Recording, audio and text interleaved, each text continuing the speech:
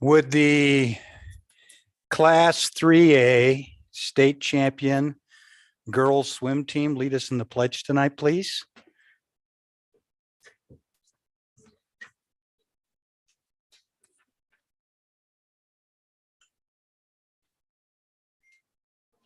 Allegiance to the flag of the United States of America and to the republic for which it stands, one nation, under God, indivisible, with liberty and justice for all.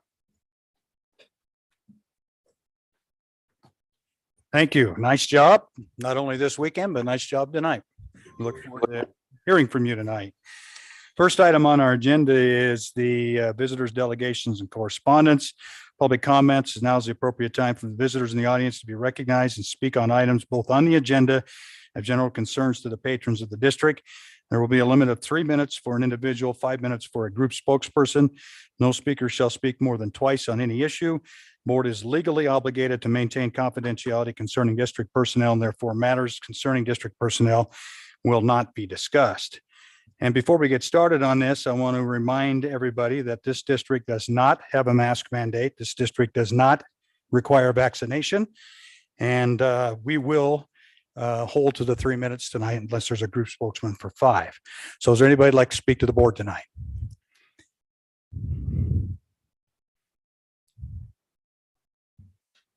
And Laura, before you get going, since we are involved in a lawsuit with you, any comments you need to make to the board, you need to do through our attorney. So I can't make a public comment tonight? You will communicate with our attorney since you're suing us. Okay, Okay? so I can't make a public comment? No. Okay. Anybody else?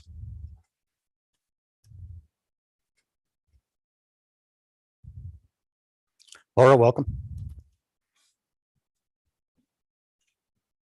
Hello. Okay, so today I'm just here to inform the public.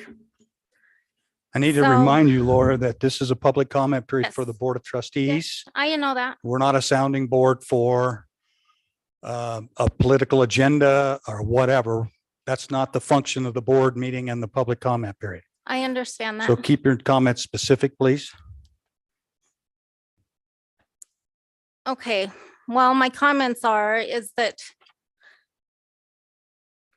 we deserve informed consent. I have a few links here that I shared with the board yesterday. There's one link that I want to just play for you guys, and then the other one is the entire panel. So we are not being informed as far as our communities, the nation, when it comes to vaccination. And what I want to share is the VAERS report on vaccine adverse event report system for COVID-19 vaccine. The adverse reactions up to this point from 12/14 of 2020 until 10/29 of 2021. The adverse reactions are 856,919. The deaths are 18,078. And then as far as as a comparison, the annual flu vaccine that you get every year, yearly, the average for the last 20 years, the adverse reactions was 7,596. And the deaths were 78. So this is just a quote. Vaccine injuries are rare and mild until one happens to you or your loved one.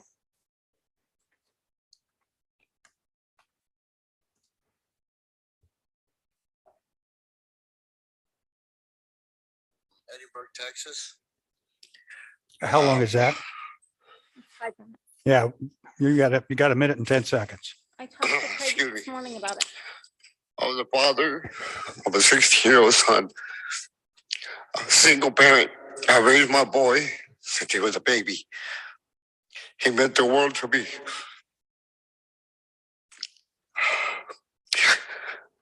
I got the vaccine to protect my son. And after in March, April, they're announcing it was safe for teenagers. Me and my son have never been apart. We're always together. He was my best friend. I always told him it was me and you against the world.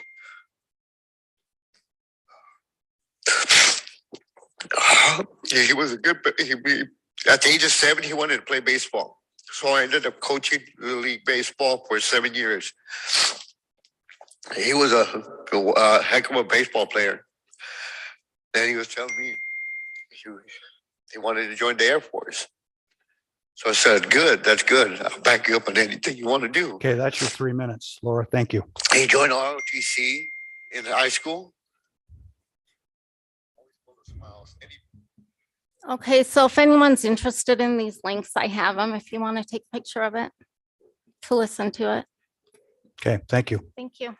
Anybody else like to speak to the board tonight?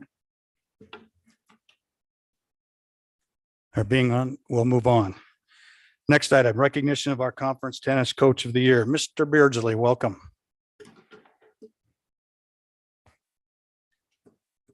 Good evening, Chairman Core, Superintendent Behringer, and Board of Trustees. Again, I'm up here and it's an honor to present one of our outstanding coaches. As you know, our boys tennis team and girls tennis teams performed well again this year. And our boys tennis coach, Mr. Phil Harder, was once again selected by his peers as the 4A South Boys Tennis Coach of the Year. And like I said, they had another great season. Coach Harder is a very dedicated coach.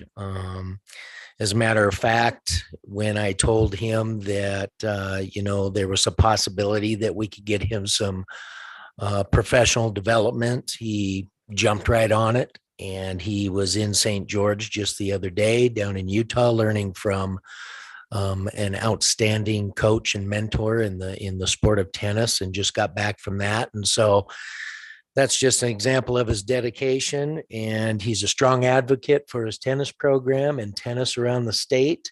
And I just wanted to present Mr. Harder once again as Coach of the Year.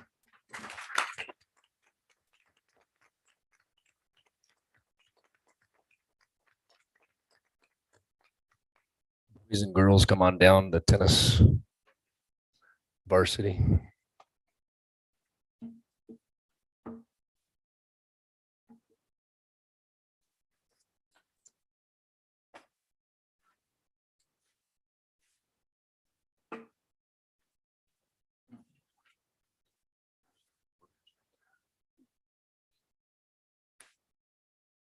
Okay, thank you.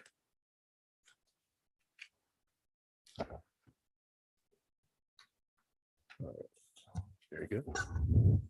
Thank you, Chairman Core, Superintendent Craig Behringer, and the school board for having us tonight. I know that we were supposed to be here last month, but our banquet happened to be on the same night that the school board was, so we weren't able to be here last month. So thank you for having us tonight. Behind me is our boys and girls varsity tennis players, and the paper that you got there highlights our season and how they did this year. Our all conference players, our all state players, how they did at regionals and state, how we did against duels. And you can read that and see how successful they were this season. A couple of things I'd like to thank Superintendent Craig Behringer for coming to our matches this fall. He came to quite a few. Everyone that we had at home, he was there supporting us and wearing Green River colors, and definitely loved having you there. So thank you for doing that for us. I'd like to present a couple of things and then just highlight a couple other things that I have sitting up here for the board, and then I'll be done because you've got a busy night. You got cross country and you got the state champs tonight, which is pretty exciting that the girls did that this weekend. Considering I was a swim coach about 8 years ago, I'm excited to see that. That was pretty cool. Our all conference players. So if you boys and girls could raise your hand when I call your name. Braxton Cordova, one singles, was all conference and all state. Number one singles, he was our number one boy player this year. Placed fourth at state and second at regionals. Corbin Arnell, two singles. He was all conference this year. And our number one doubles team of Talon Tyrell and Zach Friel were also all conference, and Talon's not here tonight, but his partner is. And our girls, Gabrielle Heiser, she was our number one singles player and was all conference and all state. And then Megan Counts, she was the regional champion and state runner-up this year as all state. And then our number one girls doubles team also was all conference, and that was Alicia Harrison and Kylie Strange. And you can see the reason I brought all of my players is something that hasn't happened, at least from my knowledge for Green River Tennis, is at regional tournament, all 16 of our players played in the final day, which hasn't happened before. They were either playing for a regional title or a consolation championship, and that's never happened. And I wanted to highlight them tonight for you guys because I think that's pretty cool that they were able to do that. And so here's our all state certificates. I'd like to present Braxton Cordova, Megan Counts, and Gabrielle Heiser.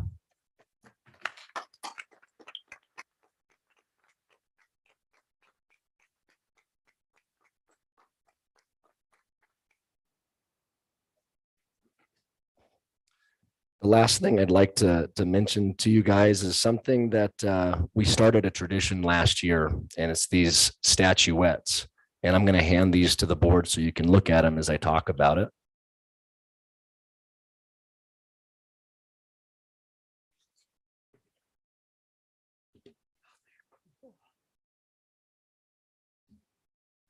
So last fall, we started a new tradition. At least I thought it was a new tradition until Andy Trumbull informed me, since he's a local historian for our district in athletics.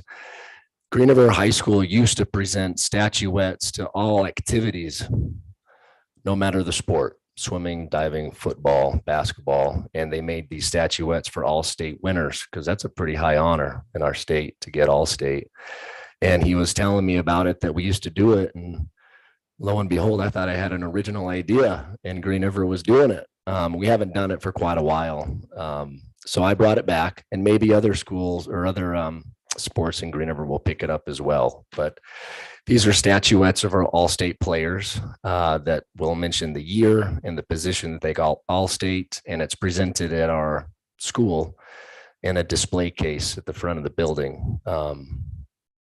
And I just wanted to show you guys because if you ever see it, it's pretty neat, and hopefully others will follow suit. And the last thing, the gym boards in the gym, they don't show the success that our tennis team has had. And I wanted to highlight those because I know a lot of you go to our basketball games and are in our gyms, and our boys have won regionals quite a bit. They won it in 84, 87, 03, 04, 2010, 16, 20, 21. And our girls in 83, 88, 89, and 2002. And I'm missing about 10 years because I'm going through the local newspaper to find out how we did as a program. I'm trying to collect all the data so I can present it in a nice way somewhere in our building so people can see what success that we've had, because I don't think it's been highlighted. And I'd like to do that so others are informed. So thank you for having me. Thank you for having my players here tonight. They sure work their tail off, just like all our activities do. So thank you. Yeah.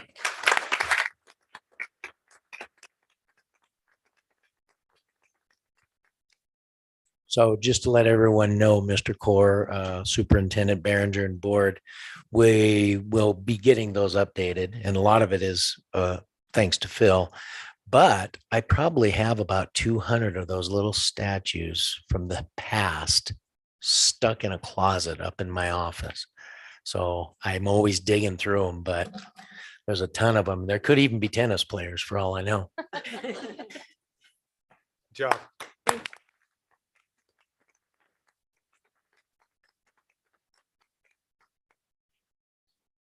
Next on our agenda is a recognition of all-state cross-country runners. Craig Levitt. Craig, welcome.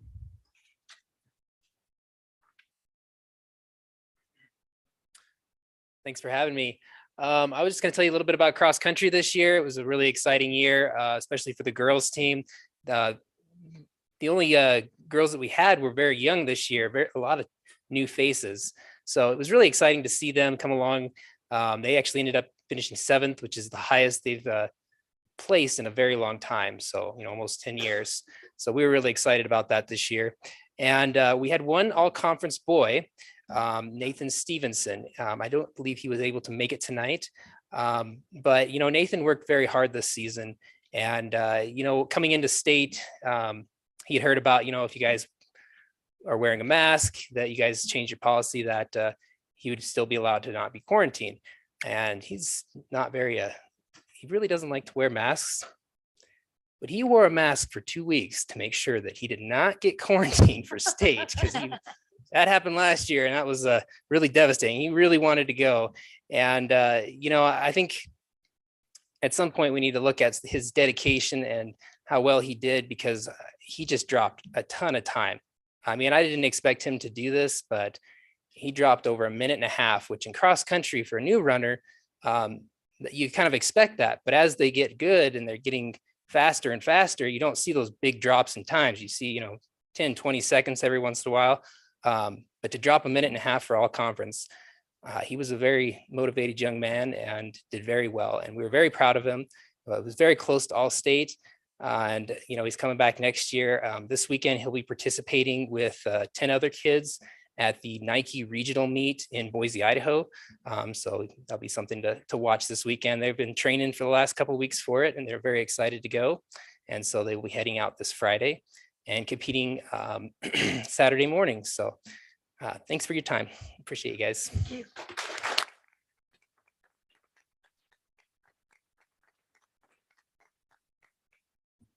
All right, you may have heard the rucks that happened in Green River last Friday night. Here's the reason why. Colleen Seeloff and the state champion girls swim team, welcome.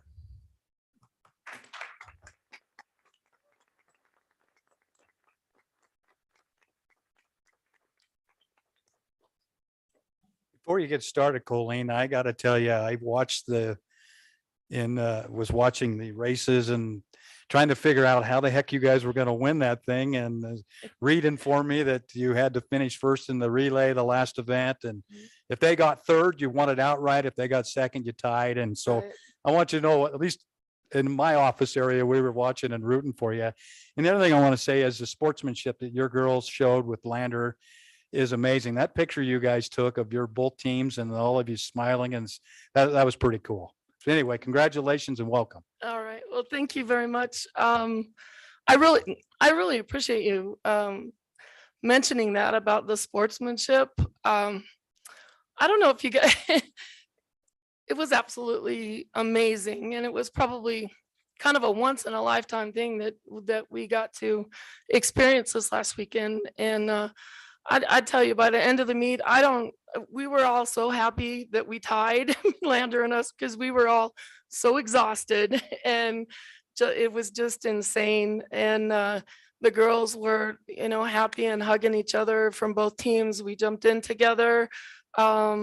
If you got a chance to watch any videos, if you saw at the end, you could see that Green River, everybody that wasn't swimming on that last relay, everybody was down there, and it looked like they were pulling ropes. And so they were leaning forward and leaning back. And then pretty soon Lander's doing the same thing, and it's just nuts at the end of the lanes. But so it started out that way at prelims and just continued for 2 days. And it was probably one of the craziest championships I've ever been to. So it was very fun and exciting, and we were just so tickled for the girls, and they worked very, very hard, and it was crazy. So but thank you for that, because they are great sportsmen, great ladies, just great competitors, and I couldn't ask for a better crew, better group of athletes. They're amazing. So I'm happy to get to coach them. So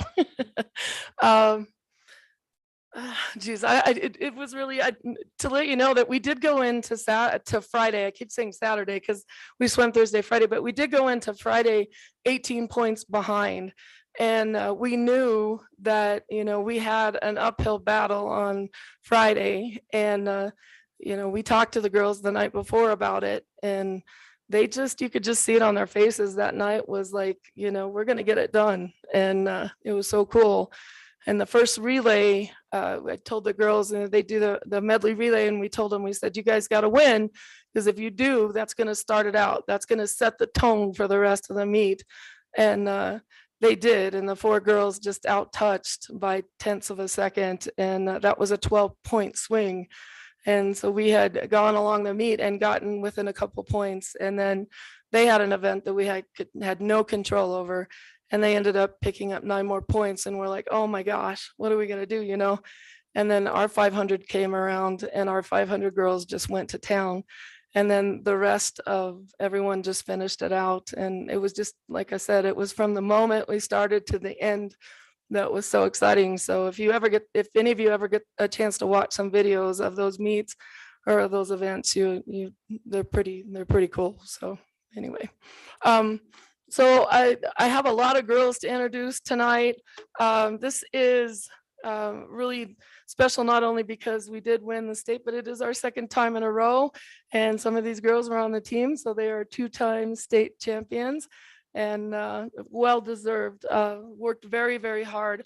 One of the things I think was, it was a great team last year, and it was hard to lose some of those really good athletes that we had. And some of these girls, I don't know, at the beginning of the year, I'm not sure if they thought they could quite get it done, but we kept telling them they could, and we kept just working hard, and pretty soon you could just kind of start seeing that glimmer. And by the end of the season, they were like, we can do this. And so they had to build into it. And so these are some girls that get up at 5 o'clock every morning and come to practice. They work till 7 o'clock at night. We're on the bus usually Friday morning, and get home late Saturday night, get Sunday off, and turn around and do it all again for 12 weeks. A lot of these girls work outside of season or in the pool a good majority of the year, and they put a lot of time and effort into what they do, and I'm just really proud of them for that. So all right, so I'm going to start with freshmen, and I'll just kind of work my way with everything that these guys did this year. So our first young lady that I'm going to introduce is Tana Smith. So Tana, could you just kind of come up here, and I'll just call you up. So this is Tana. Tana is a freshman. I don't know if you guys, some of you that didn't get a chance, but Tana she won 2 events at conference, the 50 free, the 100 free. You have to check me if I get these wrong, because I get nervous. And at state, she was a 4-time champion. She was on both of our championship relays. She won the 50 freestyle. She won the 100 backstroke. She broke the 100 freestyle record, the 200 freestyle record, and the 500 freestyle record at the pool. The 100 freestyle record was since 1980, Coach. Oh, he's behind me here, sorry. It wasn't 80, it would have been 86, 87. Yeah, so since the 1980s, so it was the oldest record that we have. It was a Hodo, if anybody remembers that name. So anyway, right? Terry Hodo, yeah. So she received all conference honors, received all state honors, had an amazing season, very important part of our team, and just really proud of everything she did this year. So congratulations. Yep. Our next freshman is Haley Luth. Are you there? All right. So Haley was a freshman this year, qualified in 2 events. And she was part of an all-conference relay during conference, and got a chance to go to state and experience state. And I know that next year when she comes back, and she's going to be amazing. But it was just fun to watch her, and to be a freshman and experience that was just really cool. So nice job. So all conference honors. Haley Clevenger Haley Clevenger was also part of a relay during conference that received all conference honors, qualified for state, placed at state in the 500 freestyle. We talk to these girls about every point counts. And I tell you, if you watched, every point counted. And this young lady in finals moved from 12th to 11th. Her point counted. And not only did she move to 11th, she beat a Lander girl. Yeah. That made 2 points. So she did an awesome job. Really proud of her for all conference honors. So congratulations.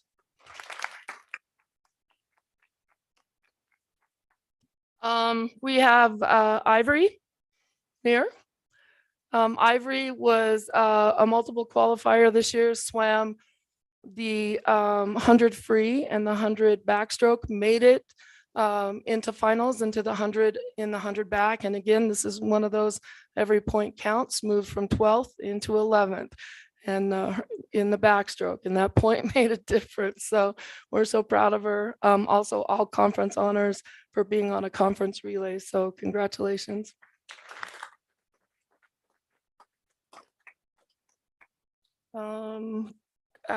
We're on to sophomores now. We got, oh, I did, didn't I? Sorry. Okay. We got Courtney Clark. All right, so Courtney Clark, big important part of the 400 freestyle relay. They were champions in that relay. She was all conference, she was all state. She won the 500 freestyle. She is a state champion, second in the, or third in the 200 freestyle. Just did a fantastic job for us. I'm just proud of her. Brought in that relay, our 200 free relay that wasn't placed quite as high, but they did what they needed to do and got those points. So I'm really proud of her. Congratulations on all state, all conference, and a state championship. Awesome.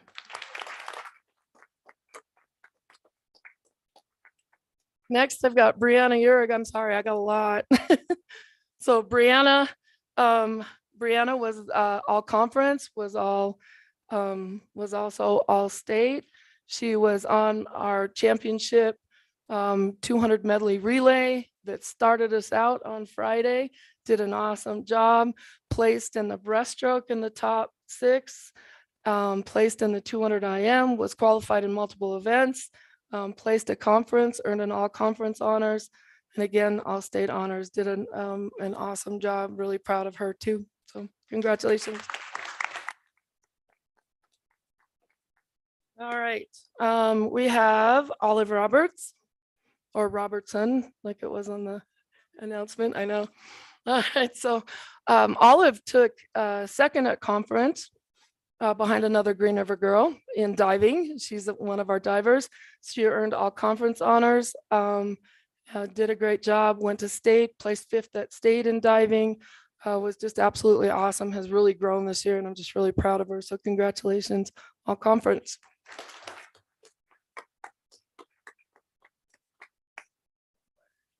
Oh, I did, didn't I? I'll have other, okay. All right, I have Zola. So Zola was a conference champion. She was placed 3rd at state in diving and was all state in diving also. So did a great job for us there. She really just came to play this year and has done an awesome job, and did it while she was sick at state and was able to get it done. So we're really proud of her. So congratulations. All right, Chesney Ruback. Okay, Chesney was part of our all conference relay, the 200 freestyle relay, did a great job for us, and placed at conference, also made it in a couple events at state, and has just been a great part of our team, and she did a great job this year. So congratulations, Chesney, and all conference. All right, Lily Munoz is not here. She's actually visiting a school tonight, so she wasn't able to be here. But Lily was one of our captains, did an amazing job as a captain this year. Great leader, earned all state honors, earned all conference honors, almost just this close breaking the state record in the 100 breaststroke. But she won the 100 breast, was second in the 200 IM at state. Won the breaststroke in conference, was part of our championship relays, our 2 relays. So she did a great job too. So she had all conference and all state honors. So congratulations to her. All right. We have Amaya Sparks. All right, Amaya, big part of our relays, did a great job this year. As far in our relays, did a great job in the 200, the 500. This girl, she came to swim this year, improved so much, was a captain of our team, was a great leader, earned all conference honors, earned all state honors. And this lady right here in the 500, she moved up from 10th place to 7th place and picked up a good majority of points that helped us tie with Landers. So did an awesome job and finished out on that 400 free relay also. So congratulations, Amaya. All conference, all state, and captain, great captain. All right, Haley Urig. All right, Haley. Okay, so Haley Urig was again at conference, earned all conference honor, great IMer, great breaststroke, second in the breaststroke at conference, second in the breaststroke at state, just behind Lily. So, I mean, we killed it in the breaststroke. We were so happy. That was tough, but anyway, did an awesome job. A captain, has done a great job leading this team this year, and I'm just proud of her and everything that she's accomplished. And so all conference honors, all state honors, part of our relay and our 200 medley relay that started it out. And so I'm just really proud of you. So congratulations.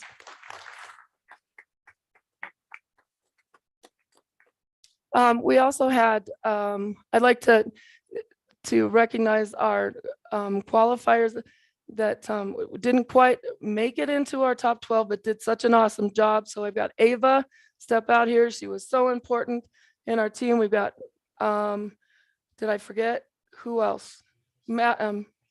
Mallory, I know. Mallory made it in the breaststroke this year, freshman, sophomore, made it in like 3 events, right? This year, Ava did a fantastic job and just really proud of you. I just want to recognize everybody that got a chance to go to state. So congratulations, you guys. Nice job. Madison, step out here. Madison, I'm sorry. I guess I skipped down, but Madison was, she made it in the butterfly at state and did a great job at conference. And she was 12th. And again, every point counts. And so we were so glad that she made it. And so congratulations on a great job. Awesome. Good, everybody. I do want to recognize one person, Natalie, if you'd step out here. Natalie made it to state in diving, was not able to dive, had a terrible hit on the board at conference and was not able, got a concussion and was not able to dive for us at state, but she did an awesome job and we're really proud of her. So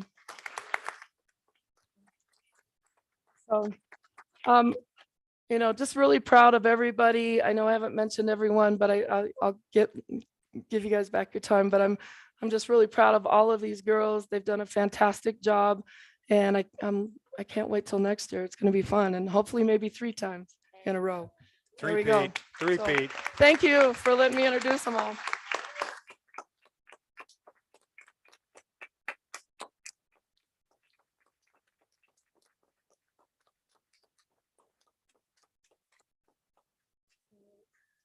Oh, and I do want to mention one thing. I'm really sorry. Coach Who's that Coach guy behind Barker. you? Yeah. I want to thank him. I want to thank my other coaches. And these guys are amazing. They put up with my craziness. And Coach did an awesome job in diving this year. And he was voted as assistant coach, tied with a Lander coach, but he was assistant coach of the year in conference for diving. So did an awesome job. All right, good job. Good job.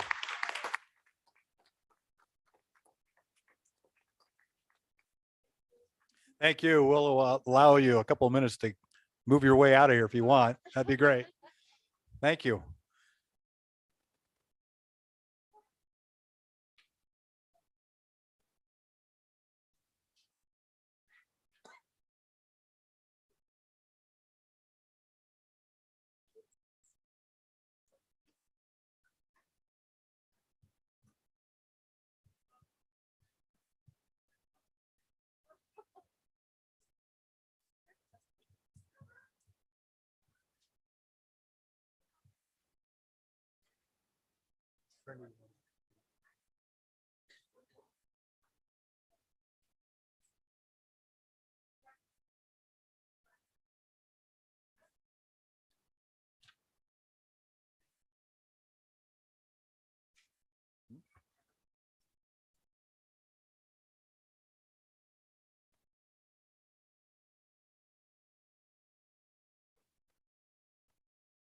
All right, awesome stuff there.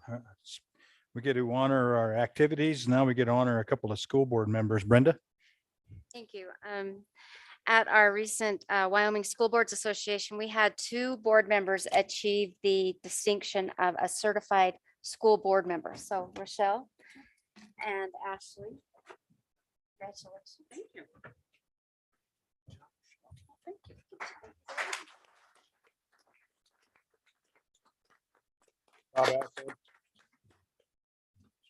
Certified school board members. All right. Good job. All right.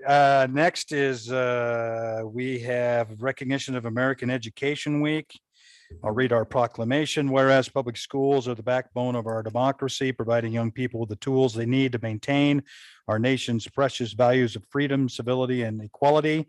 And whereas by equipping young Americans with both practical skills and broader intellectual abilities, schools give them hope for and access to a productive future.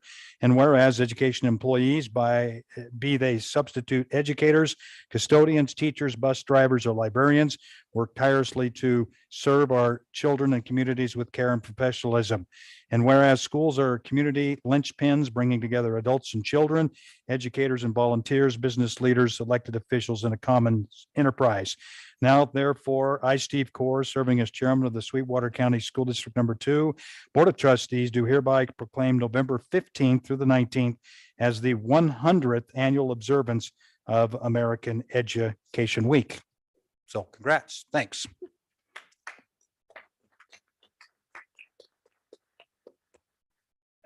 Next item on our agenda is, well, before we do that, let me do one more thing. I am going to appoint Ken Yeager as the replacement of Marcia Tinsky on the Facilities Committee. And I believe Jennifer Friel she's going on to the Audit Committee. Okay, well, we'll find out there. But anyway, I'll put Ken Yeager on the Facilities Committee. Okay, give me a break. All right. You know, I hung out at the pool for part of a day the last time, so I should have been up there with those guys. Brianna Fuller, teacher at Harrison Elementary. Yes, PE. All right, congrats. All right. All right, moving on. We need a motion to approve the agenda. There is no changes. No, there is a change. I need a motion to approve it, though. So moved. Second. Okay, moved by Rochelle, second by Brenda. I need an amendment to take 9.07 and 9.08 off the agenda. So moved. Second. Okay, moved by Brenda, second by Ashley to remove 9.07 and 9.08. All those in favor? Aye. Opposed? Motion carries.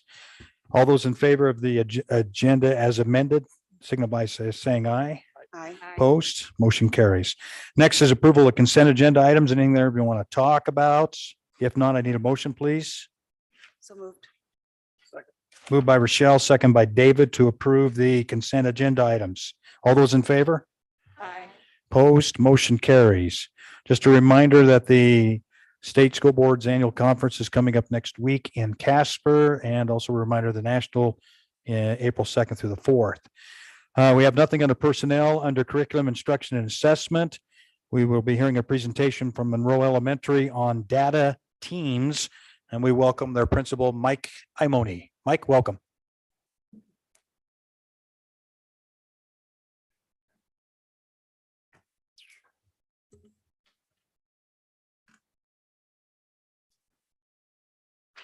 Good evening, Chairman Core, Superintendent Behringer, Board of Trustees. Thanks for having us tonight.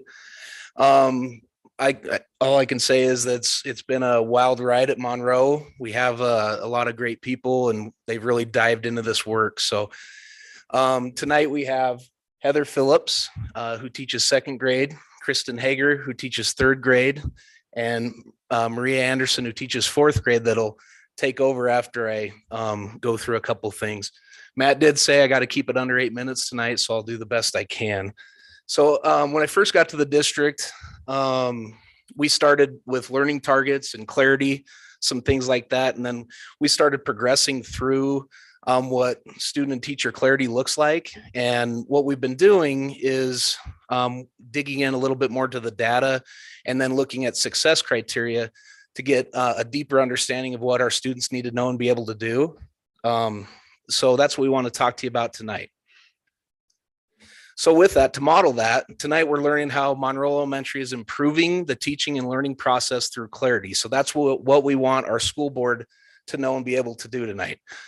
Your success criteria is how we're going to know that you know the learning target. So hopefully by the end of this, you can summarize Monroe Elementary's 21-22 goals, tell Mr. Behringer a summary of the data protocol used during the process, and explain why intentionality, targeting the important things to improve the, how we are intentionally targeting the important things to improve the teaching and learning process.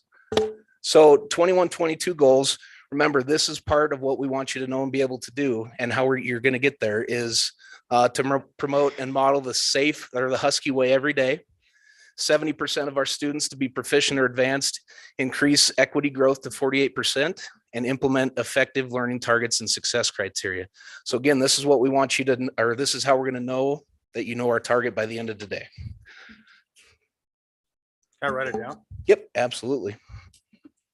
So, and then Mr. Behringer is going to have your exit ticket for you to fill out tomorrow. You're wasting your 8 minutes. Oh, yeah, right, true. Okay. Sorry, Steve.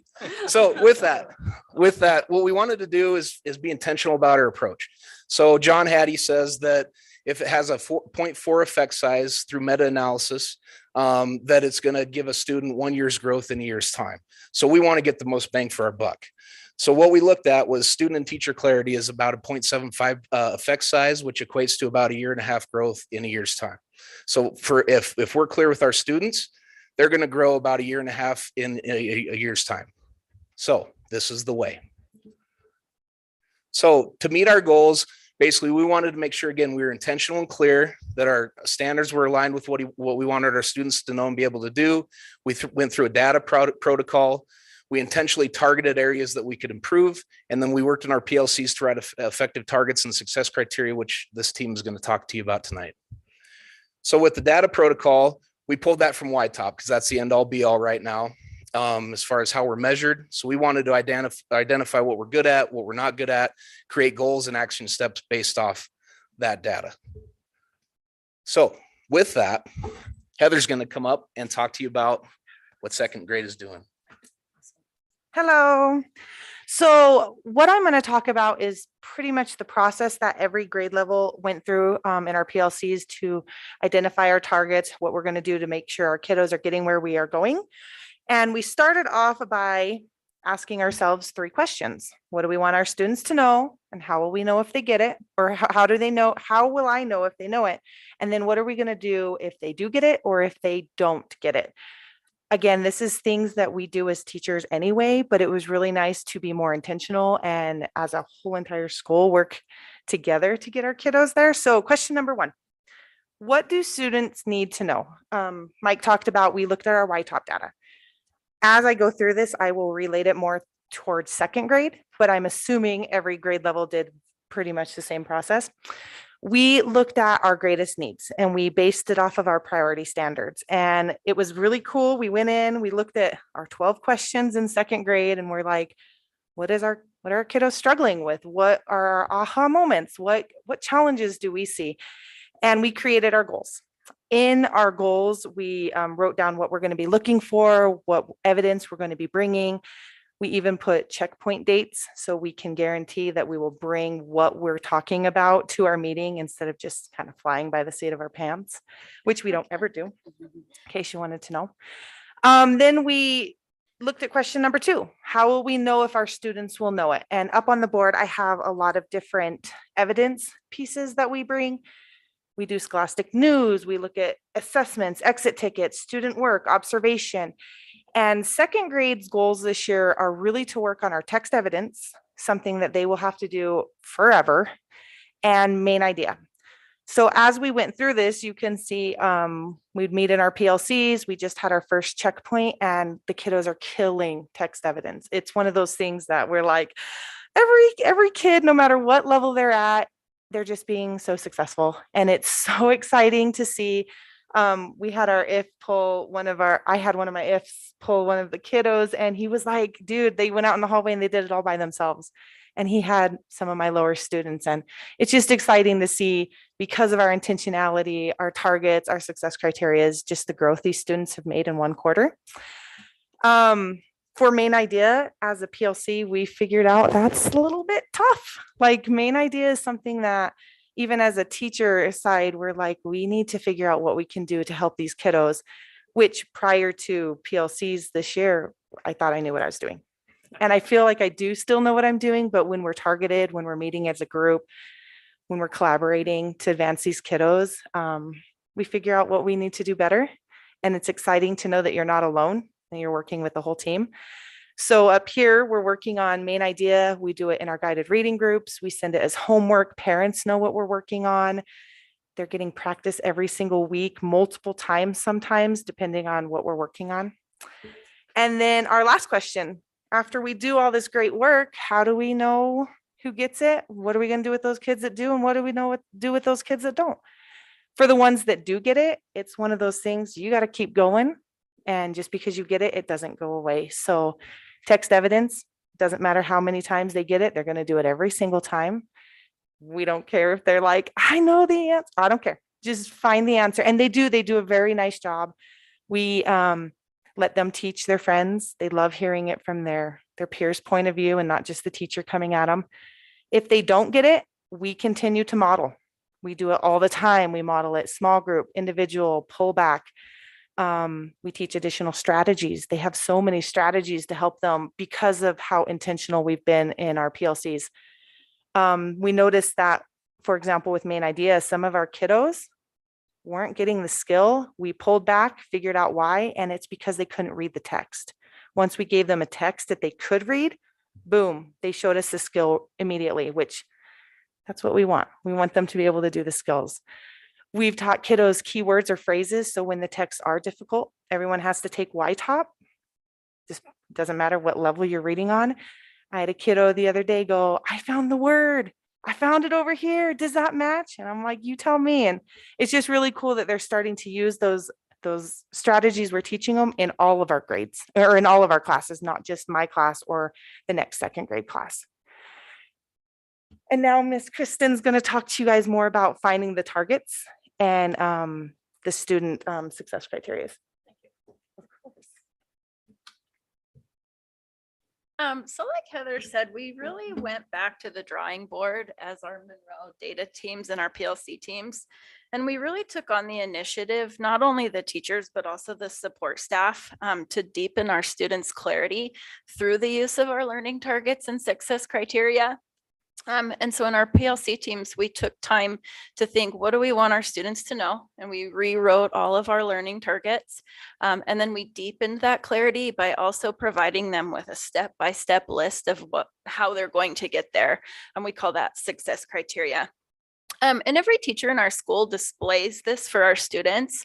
We in third grade have taken it one step deeper, and we not only display it for the kids, but we make it more interactive. We make it more colorful. We use kid language. We just really make it interactive for them to see how our success criteria and our learning target for the day kind of is one piece to the big puzzle. And so I wanted to show you kind of what that would look like. So our learning target and success criteria for this particular day was that we were working on identifying and describing characters in our literature unit. But if you can see on our child's or our classrooms anchor chart, our visual anchor chart, that's just one piece of the big puzzle. And so the kids can see this is what we're learning for the day, but this is how it ties into the bigger picture of everything we're learning about literature. What's really cool too is that the kids will use these and they'll come up to them and reference them throughout the day or in their conversations. So it's really neat to see that they're actually using this to help them learn. And so I tell the kids all the time, this is not just wall art, and they really make it come alive. And so I asked my third graders last week, well, how do the learning targets and success criteria help you learn? Like, tell me in your words. And that's what I have here. So 3 students, lots of them, all of them told me, but these 3 I decided to put up here. So one student said, the success criteria and learning targets help me remember what I'm doing, and they help me with answering my questions. They help me with my answers, sorry. Another student said they help me know how to do my work because when I'm struggling, I can look at them. I thought that was interesting. That word struggling came up from a 3rd grader. And the last one said they help me by reminding me what we're learning about and how to do it. So again, it's just really cool to see that this is coming alive in our classrooms. It's not just wall art, that the kids are using it and helping them learn and helping their learning become clear. So, Eddie? All right. So in 4th grade, our goal is that we wanted 80% of 4th graders at 95% or higher with their accuracy with math facts, and we're focusing on multiplication. So we're not as worried about like fluency as in getting them quick, but we really want them to be accurate and have some strategies for like when we are doing YTOP and they don't have a multiplication chart, how are you going to solve 9 times 7 if you don't know 9 times 7? So it's really not about doing it quick, but accurate. So that's our goal. We started with a baseline. We're just doing 2 weeks. Every 2 weeks we do a check-in, and it's like 100 facts, and they just get as many as they can done. You'll see the data real quick that they are getting so much faster, and it's really exciting. But we started with the baseline, and then there's our data from a couple of weeks later, or about a month, I guess. So we have the same things. What are we going to do if they aren't at our goal? What are we going to do if they are? And what are we going to do if they're past that? So if they haven't met that goal, they work in math intervention groups on strategies to solve basic math facts. If they have met it, they are working on things that we're doing in the classroom, like double-digit multiplication or long division, things that they haven't mastered in our classroom that we're working on. And if they have mastered math facts and the concepts that we're doing in class, then they're working on word problems, which is another area that we saw in our YTOP data that they need support in. So we're supporting them on both of those things that we saw that they needed. So here's some really cool data. I know it's a lot. So I wanted to talk about student 1. I put the stars next to him. He did a lot the first time, but he got 13 wrong. The second time he did less, but his accuracy was much better. And then he got even more done with good accuracy. And a couple weeks ago, he got 100% accuracy. So that's really cool to see. Student 3, she got a lot done and she only missed 1, but she was cherry picking. So she was picking out the ones that she knew, which is a good strategy. But we worked with her because, we wanted her to be able to problem solve through the ones that she didn't know. So you can see she made a ton of progress there too. And then student 9 was accurate but slow. So you can see with her data that she's increasing the number that she's doing each time, and her confidence and her accuracy is also really great. So really cool. And this is just a small chunk of our data, obviously, but lots of really cool things happening in 4th grade. And then this is student 1. This is his these are some of his work samples. So you can see he was getting a lot wrong, then he got fewer wrong. He was also cherry picking a little bit. And then on the last one, you can see on the side, he was using some of the strategies that we were working on in class. So yeah, lots of really cool things happening in fourth I grade. have a quick question. How is this data shared with parents? Do they get I to see- send these home. In fourth grade, we send these home and I write the accuracy on them and I talked about them at conferences. Okay. And like when we see the like really big successes, like he went from like the baseline to 100%, I contacted that parent, like, look what he did. He got Oh, cool. 100%. Cool. So yeah, Well, thank you for doing that. of course. It's important. Any other questions? Questions? Good job. Outstanding job. In Thanks. fact, we dealt with that in our workshop tonight. Oh, awesome. So your growth rate's 70%, 48%, 0.4 is good and clarity is important. Perfect. Now, if you could Did I turn, pass? yeah, it's perfect. Okay, If good. you guys can turn and talk and tell each other why it's appropriate to be intentional, we would love that. Just kidding. Thank you, Mr. Iamoni. Appreciate it. Next item here, a presentation on clarity information. Oh, man, this is the third round on clarity. Welcome, Greg. Chairman Core, Superintendent Behringer, and Board of Trustees. So one of the things that you saw, I have one presentation, but I've broken it into 27 different slides. But don't worry, I'm actually broken it down into 5 little pieces that we're going to talk about. So learning targets and success criteria, when we started talking about our wildly important goal, we were talking about what are we going to do as a system, as a district that will be a huge impact for not only our teachers, but our students. And so as an administrative team, we came up with the focus of teacher clarity, using Hattie's work as a 0.75 on his entire scale as it equals growth per year. So we almost get 2 years of growth by focusing on teacher clarity. And one of the things that we talked about as well, looking at, let's see if I can do this. Nope. Maybe not. There we go. So when we started looking at what are we going to do about teacher clarity, you probably talked a little bit this evening about the wildly important goal that we have, and that is teacher clarity. But we also might have a couple of goals in a building that are unique to the building, right? But especially now, everything just seems to be swirling around our teachers, around our principals. So through a little bit of a book study, we didn't have a formal book study, but a number of us read about what a wildly important goal is and differentiating that wildly important goal from that 20% of your time or that 80% of your time that usually takes up your entire day. So when we talk about teacher clarity, we know that when principals go into classrooms, we want them to see the clarity. One of the things that we realize though, we talk about PLCs, professional learning communities.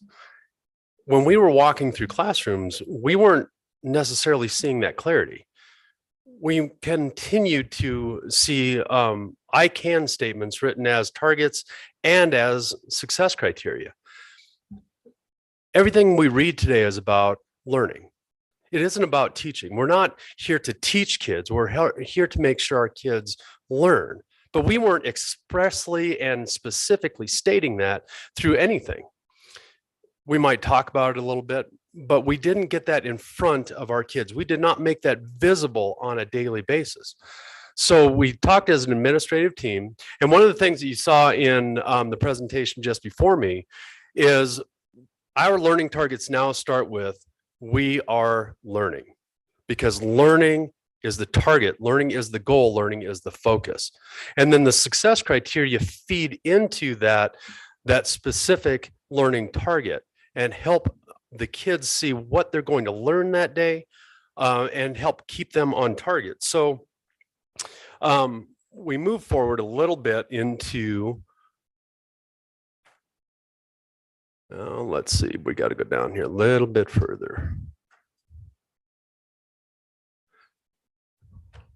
If I can get this to click a little bit faster.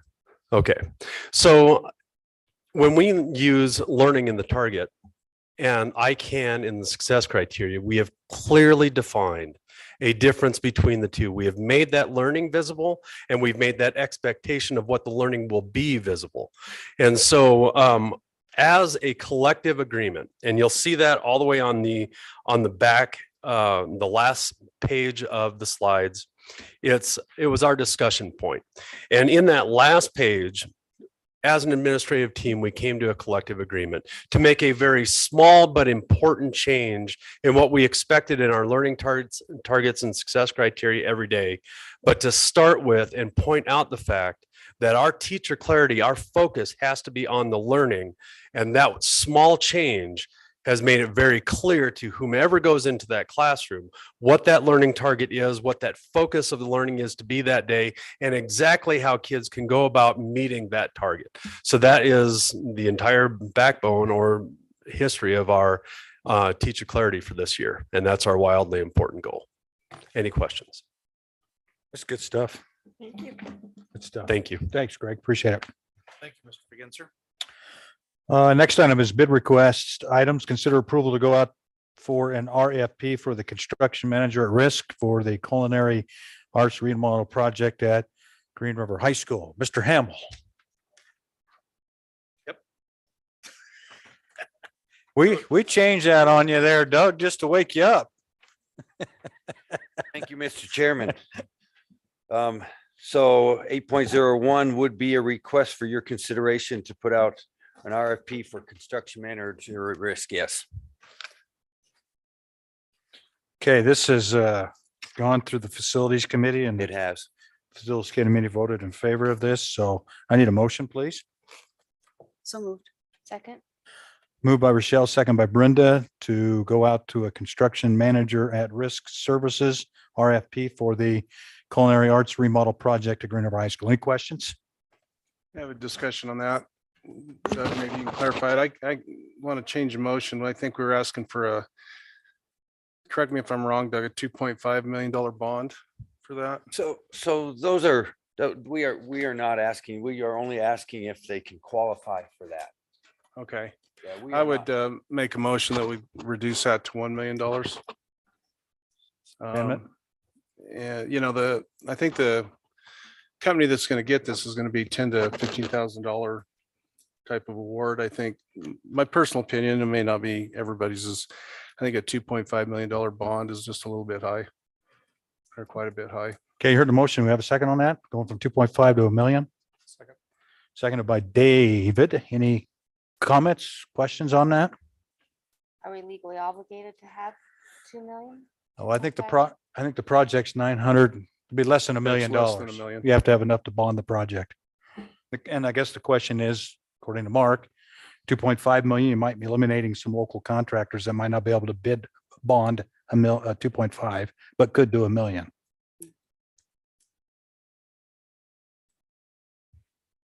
Questions anymore?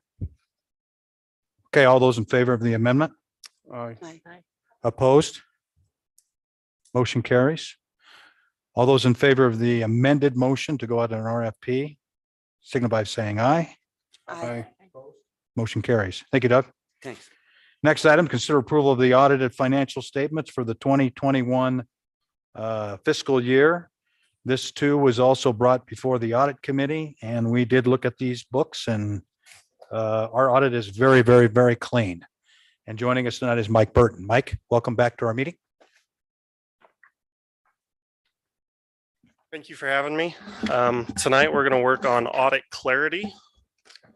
So. Oh my gosh, where'd you guys start?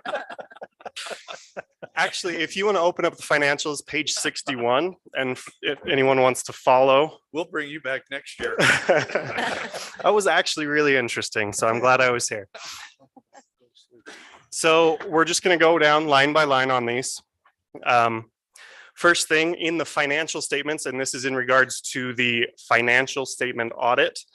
The report of independent auditor expressed an unmodified opinion on the basic financial statements of Sweetwater County School District Number 2. That's the best opinion you guys can receive, and you received that. The audit of the financial statements of Sweetwater County School District Number 2 disclosed a significant deficiency in internal control over financial reporting. We'll go over that in just a second. The significant deficiency in internal control over financial reporting was not considered to be a material weakness. Material weaknesses are worse than significant deficiencies, and that was not the case on this finding. The audit disclosed no compliance findings material to the financial statements of Sweetwater County School District Number 2. That includes budgetary compliance. It means everything from a financial standpoint was in compliance with state statutes and things of that sort. Federal awards, what this is the single audit. When a school district expends over $750,000 of federal money, you're required to have another audit on the federal money. In regards to that, the report of an independent auditor expressed an unmodified opinion on compliance for those programs that were tested. The audit identified no material weaknesses. The audit disclosed no compliance findings that are required to be reported in accordance with uniform guidance. So the identification of major programs, these are the programs that were tested in the single audit this year. Those were Title 6B, Title 2A, and the Gears and Cares Act. Usually, every year, we only have about 1 or 2 programs that were acquired. However, this year on the very last item there, you'll notice that you guys qualified as a high-risk auditee.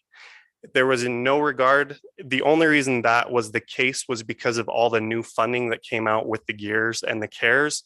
Because it was so much funding and it was a new program, you automatically qualified as a high risk. It was nothing you did, it was just because of those new programs. And because of that, we had to test a lot more, and that's why more were selected. So with all of those programs, everything went very smoothly in regards to the single audit, and there were no issues that way. Page 62 is the financial statement finding. And I'm just going to read the condition on this, and this is the finding that you guys receive from year to year. The condition is that the size of the district staff is not large enough to permit a complete segregation of duties for an effective system of internal control over financial reporting. I want to make it very clear that this is not a finding against the business office. It's not a finding against operations. It just means that you do not have a large enough staff to have a complete segregation of duties for internal controls. It's our belief that almost every school district should, if they don't have this finding, they should get it in the state of Wyoming, because there usually aren't large enough business offices to have a segregation of duties. And really, we put it in there because we believe we're required to, and it's just to make sure that you guys are aware and keep doing your due diligence in regards to looking over the financials and things of that sort. So the last 2 things I want to talk about are actually in the MD&A on page 4. Sorry to take it all the way back.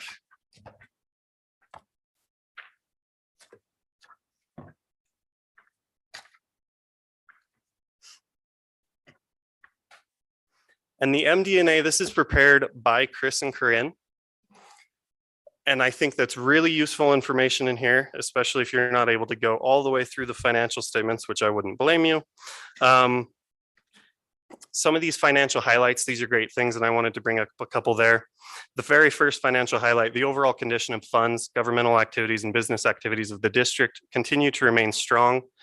The Board of Trustees designated $924,000 to the Special Reserve Fund, as well as restricting another $103,000 for impact aid. And then the next point there, Sweetwater County School District Number 2 entered the fiscal year ended June 30, 2021 with a total net position of about $52 million and ended the year with a total net position of approximately $54 million. That's essentially just explaining the first one, that the funds actually increased throughout the year. Everything went very well in that regard. Audit overall went very smoothly. There were no issues in that regard, no issues to bring to audit committee or to the board. Information was provided very quickly. And even though some people were required to stay late one night because someone, and I won't name names, gave selections a little late, they were able to get them to us when we came on site. And I really do appreciate that. And I appreciate the staff that pulled those for us. I only don't name names because he's the partner of the firm. So Clarity. we really do appreciate all the help. The audit requires a lot of people and we appreciate it. The amount of time that goes into getting things ready for us before we even come on site, the amount of time it takes to review these financials, prepare the MD&A. It takes a lot of time and I really do appreciate Chris and Corinne as well as the other staff that helped put that together. It makes the audit go much more smoothly and we do appreciate it. We enjoy the opportunity to provide these services and look forward to doing them in the next year. So, All right, any questions, Mike? Thank you.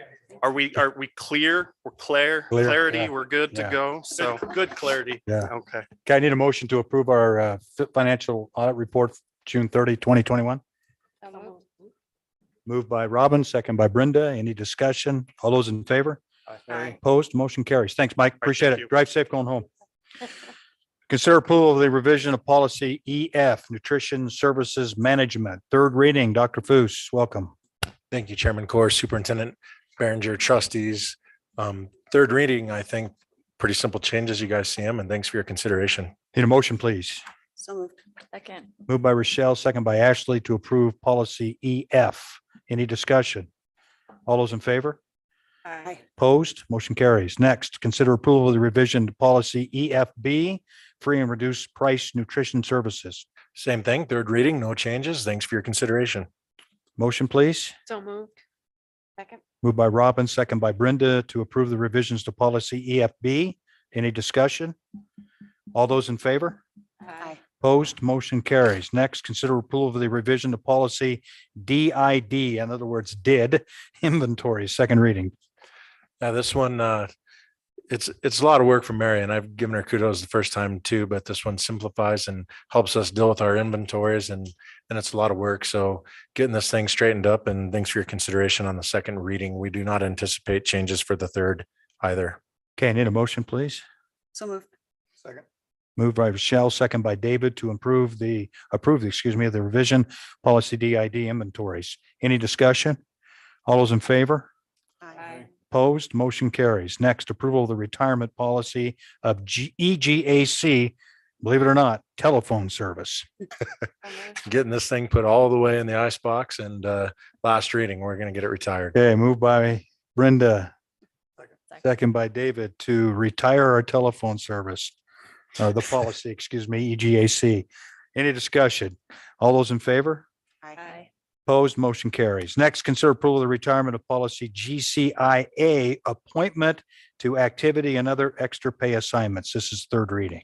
Again, an obsolete policy, and thanks for your consideration on the last reading. Just to remind stakeholders that doesn't mean these things are not going to exist in the future. They still can go through a proper process. We just don't believe we need a policy to spell it out. Okay, need a motion, please. So moved. Second. Moved by Rochelle, second by Ashley to approve the retirement of policy GCIA. Any discussion? All those in favor? Aye. Motion carries. Next, board and superintendent comments. Mr. Berenger, you are up first. All right. So I want to say we have to put in for our third round of the ESSER funds by November 18th. We thought we'd be able to use our Smart Start plan. We can, except there are two areas that our Smart Start plan doesn't address. So we have to set up another time that we can get back together to approve that plan to send to the state. And we're going to meet tomorrow and get all those answered out, but we will have to have a quick meeting to approve that plan so we can. You want to do that by Zoom? You want to just do a quick Zoom meeting or come in here and do it? I don't care. You know, I'm thinking because it's a smart plan and it could be, we probably had to do it here. Well, and the WSBA conference is Wednesday, Thursday, Friday. Yeah. So So we're gonna have to do it Tuesday. next Tuesday. Yeah, and Tuesday's bad for me. Okay. What about Monday? Monday is what works. If we get notice out, you know, the changes. Early. Yeah, we'll do Yep. it. We'll do it. Does 5:30 work? Mhm. Can you be here at 5, Mark? 5:30. 5:30 Monday? And if you can make it, you can make it. We just need at least 4. Okay. So the changes are, we have to have a plan for our air system, which we don't have in our air filtration, and then one other small adjustment. So otherwise we're gonna approve. Well, thank you for coming in. Okay, anything else? Thank you. Okay, Robin. I'd really like to thank all of our staff for working so hard to keep our kids in school. I've heard lots of good things about what's happening in the classrooms and what the kids are doing. I have grandkids that are in the school system and they're loving it. I've not heard any whining. They're kids, but they're enjoying it. And I think that's the results of our administration and our teachers for working so hard to keep those kids in school and enjoying their time there. So thank you to all of you who have done that. Okay, thank you very much. Brenda. Mike, Heather, and Kristen, and Marianne, thank you. That was very entertaining. I appreciate that. I love to hear what's going on in our district. So thank you. Okay, Mark. Appreciate all the presentations. Thanks everybody for your hard work and coming into our winter season. So everybody stay safe. Indeed. David. Thanks, Chris and Corinne, for a clean audit. It helps us sleep better at night, knowing that you guys are in control and doing a good job. Thank you. All right, Ashley. I just want to thank everyone for the presentations tonight. Great work at Monroe. I hear great things going on in that building. So thank you guys for all your hard work. Just wanted to tell everybody, hope you have a happy Thanksgiving and enjoy your time off and your time with your families. All right, Rochelle. Mr. Heslop, correct me if I'm wrong. He's like, oh, deer in headlights. I know. Oh, there's a test. Clarity. A few weeks ago, there was a car accident on Main Street, Uinta. Did you stop?